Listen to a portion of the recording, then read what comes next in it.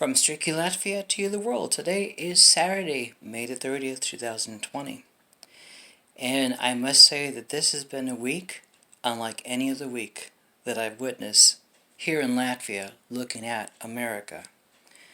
As many of you know, there was a terrible, terrible police brutality that happened on Memorial Day in Minneapolis, Minnesota. An African American man named George lost his life as a police officer used aggressive and excessive force by pinning him down with his knee on his neck, causing George to not be able to breathe and then eventually die. Of course, since yesterday, that officer has been arrested and is charged with manslaughter and third-degree murder. And the other officers that were with him were also fired, but at this time no charges have been filed. And then it seemed like the whole world, after that, at least in America, just lost it. You know, you have the stress of the coronavirus, people being locked up, told they can't go to work, go to church, whatever. And then slowly states are opening up.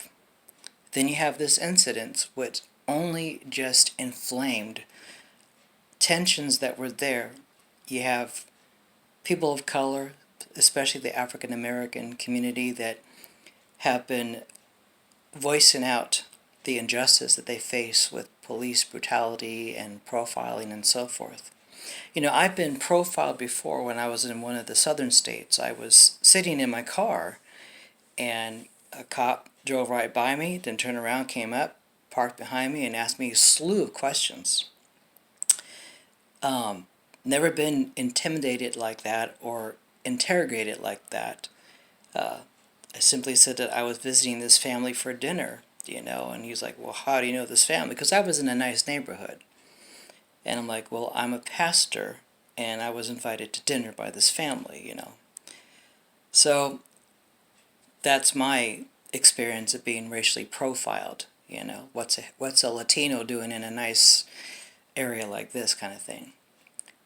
But having said that, I understand the anger and the frustration that has boiled, and I'm all for protesting. But what I don't understand is the rioting and looting that's been following. That's not helpful. Two wrongs can't make a right. And what's really sad is all the footage I've seen of looters have been people of color, African Americans. Now, I haven't seen any videos of white people stealing. I'm sure they probably did too, but it seems like the camera always points to people of color walking out of Target with TVs and stereos and other things that don't belong to them. Now, just as one cop seems to make all the police in America bad and evil and the cops should no longer exist, these looters, especially people of color, are doing the same thing to their own community. One person walking out with a TV, person of color, is giving their whole community a bad name because there are already people who think that all people of color, especially the African American people, are thugs and robbers and so forth. And now you've got video of them doing the very thing that some people stereotype them under. Now I can say this because here in Eastern European, my son and his people, the Roma people, otherwise known as gypsies, they're targeted all the time because of their skin color, that they're thieves, they're thugs, they're robbers, they're liars. And because I'm the same color, I've gotten the same kind of looks and the same kind of racial slurs passed my way. But it only took one gypsy to make the whole clan look bad. It took one idiotic cop to make the good cops look bad. I have friends that are in the police force, and I worry about them. It takes one African American thug to make everyone else look like everyone else is a thug. So I don't understand the looting and the rioting. And by the way, news people, that's what's happening. It's not, oh, anger's boiling over. This, they're committing crimes. They're stealing, destroying property, taking people's jobs away.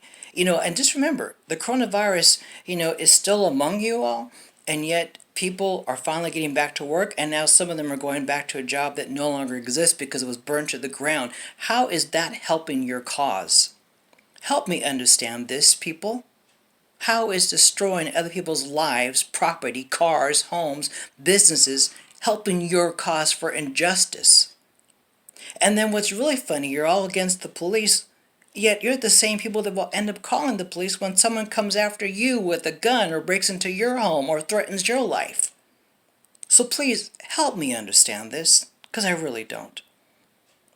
My friends here in Latvia are looking at America, and the first thing that someone said is, America is falling apart.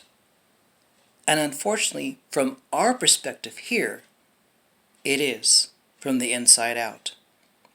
I've never seen racism boil so much. It's gotten to the point where people are pointing fingers at everyone, even among their own groups. Liberals now accusing liberals. That's what's funny to see now, saying that they're racist. I mean, it's amazing to watch over here, outside America, to see America fall apart from inside out. Something's coming to America.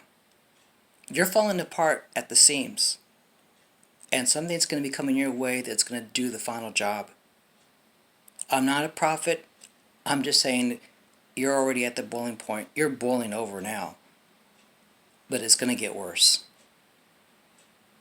So, only God can intervene in this one. And only He can bring true justice and set things right.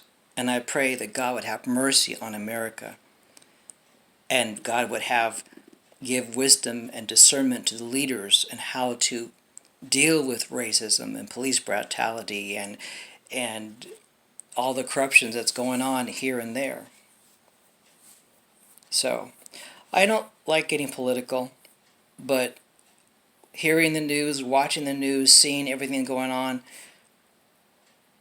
I just had to shake my head like, wow, the America I left 10 years ago is not the same country that I grew up in any way, shape, or form. And like I said, only God can fix this. See, you can't make change with laws. You can't change morality by laws. It's got to come from the heart. And as one newscaster said, we needed a spiritual awakening. And it's time for a spiritual awakening. Having said all that, and giving you my opinion, whether you like it or not, well, there it is. Not meaning to offend anybody, but it's my opinion. And I'm entitled to express my opinion. Freedom of speech. Twitter.